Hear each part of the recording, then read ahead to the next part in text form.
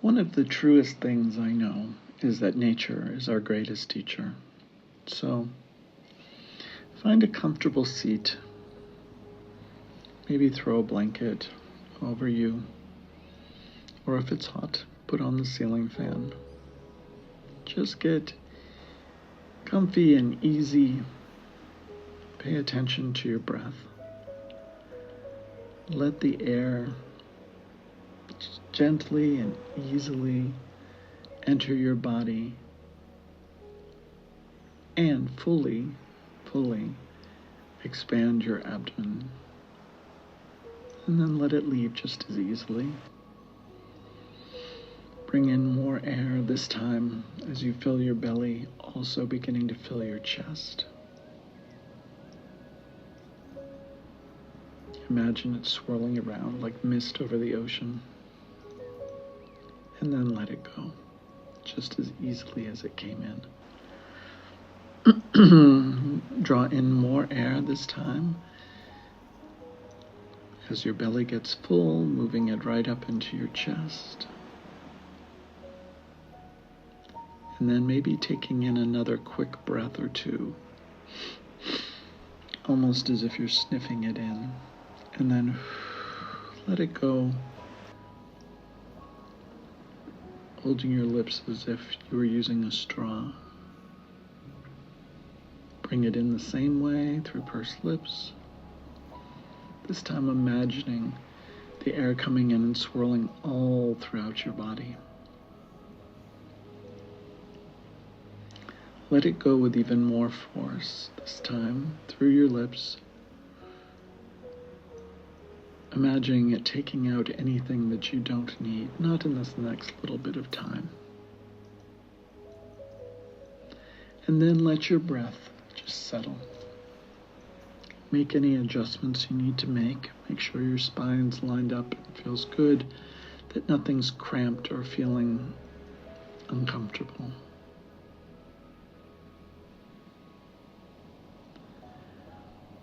Let's go for a walk, shall we? On the very tip of South Africa, on the southern coast,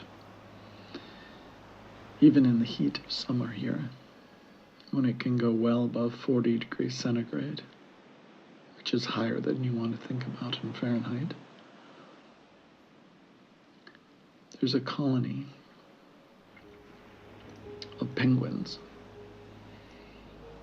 There are a couple beaches where you can go to see them. As we walk down to the beach, we stop for a minute. The smell of salt and a little bit of the scent of penguins in the air.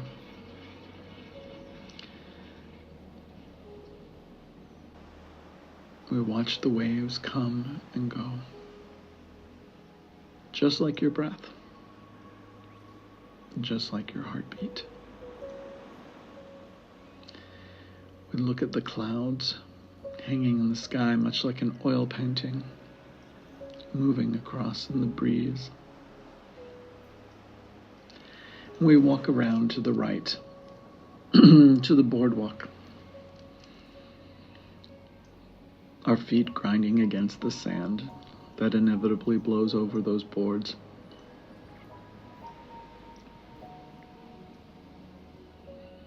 Feeling the breeze against our skin. It's the perfect time of day. There's no one else here, a rare occurrence. And as the dunes begin to rise a bit on our right, we see the little bodies. Many of them sitting on nests.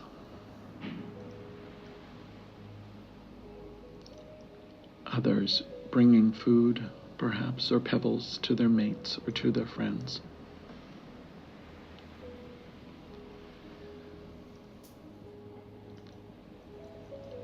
Some of them traveling under the boardwalk to the other side, to the sea. waddling in a way that only penguins and heavily, heavily pregnant women do. Moving with the rhythm again that mimics our breath and the waves and the sea and the shore. And little squeaks and the few furry little, fuzzy little young ones, and the sound of their feet shuffling against the damp sand. The waves lapping the shore and seaweed.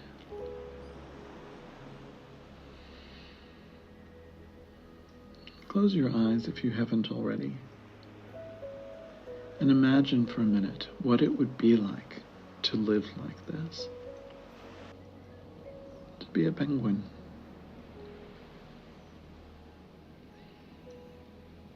To sit most of the day. To soak up the rays of the sun. To perhaps fend off seagulls or dassies from your nest if you're a female and sitting on an egg, and the male helping his mate. But then not having the sort of brain that replays that over and over so that you can immediately relax again once the threat is gone. You feel your body tense up against the threat, and immediately you draw a breath in and let it relax, just like a penguin. When you're hungry, you amble down to the water and sort out something to eat. And when you're not hungry anymore, you forget about food. And perhaps go chat with a friend at their nest.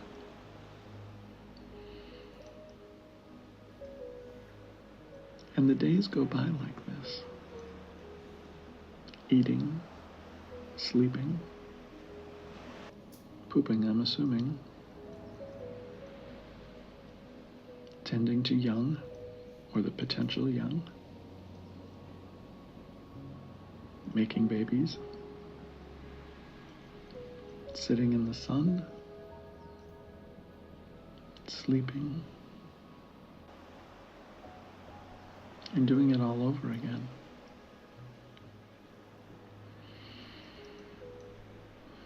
Imagine how you woke up this morning, what you woke up thinking about, what played over in the wee hours of the morning in your head,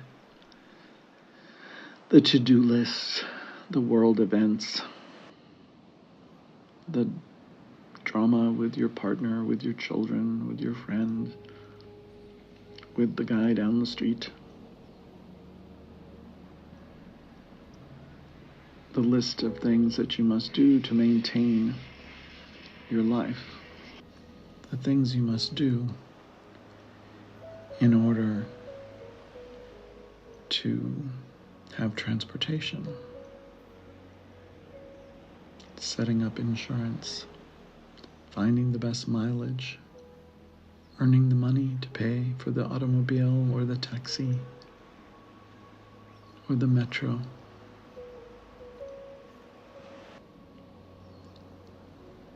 And where you must go to get your groceries. What kind of transportation you need to get them home. That and a million other things. See how that feels in your body, what tenses up.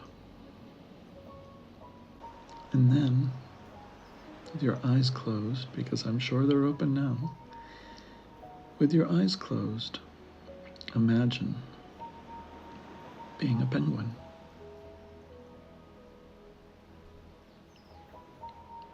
Sit on the sand. Or maybe imagine something else. Imagine being a spider, creating your web.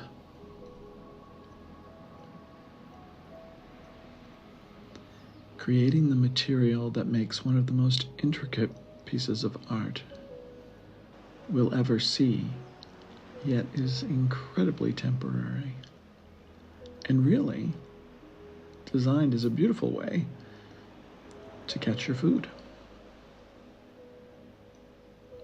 Once the spider's done weaving, they go hang out on the outer edge, take a nap.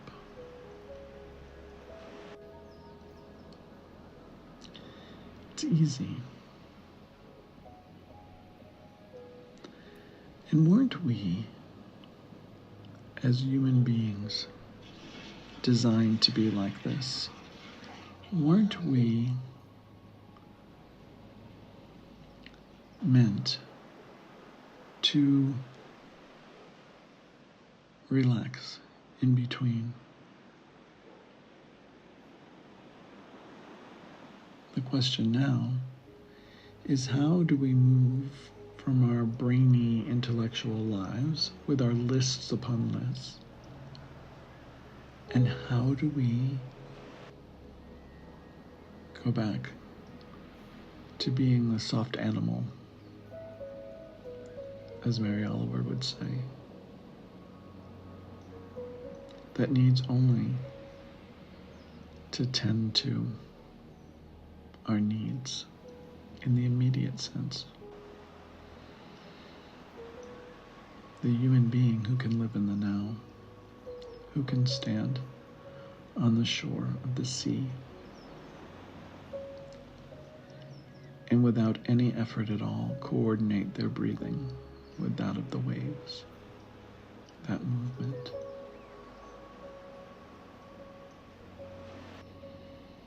Open your eyes and watch the waves receding and coming back in. Sometimes bigger waves and bigger breaths, sometimes just subtle, soft ones.